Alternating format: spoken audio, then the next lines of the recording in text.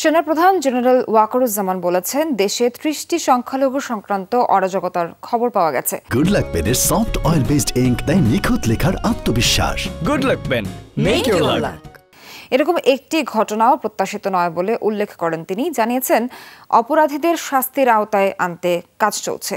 বিকেলে রাজশাহী সেনানিবাসের সংবাদ ব্রিফিংয়ে সেনাপ্রধান এসব কথা বলেন। এর আগে তিনি রাজশাহীর প্রশাসন, পুলিশ, বিজিবি, র্যাব ও আনসারের ঊর্ধ্বতন কর্মকর্তাদের সঙ্গে বৈঠক করেন। পরে জানান, আইন শৃঙ্খলা পরিস্থিতি এখন নিয়ন্ত্রণে, তবে পুলিশ ট্রমার মধ্যে রয়েছে।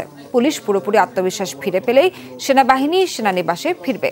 পুলিশের লুণ্ঠিত অস্ত্র উদ্ধারের ওপর গুরুত্ব আরোপ করে জেনারেল ওয়াকার বলেন, অনেক অস্ত্র উদ্ধার হয়েছে, আরও উদ্ধারে কাজ চলছে। বিগত সরকারের মন্ত্রিসভার কিছু সদস্যকে সেনা হেফাজতে নেয়ার ব্যাপারে এক প্রশ্নের জবাবে সেনাপ্রধান বলেন, তাদের নিরাপত্তার কারণেই এটি করা। ধর্ম, বর্ণ নির্বিশেষে অবশ্যই আমরা তাদেরকে আশ্রয় দিয়েছি। অবশ্যই আমরা চাইব না যে এক্সট্রা জুডিশিয়াল কোনো অ্যাকশন তাদের উপর হোক, বিচার বহির্ভূত কোনো কাজ হোক, তাদের উপরে হামলা হোক।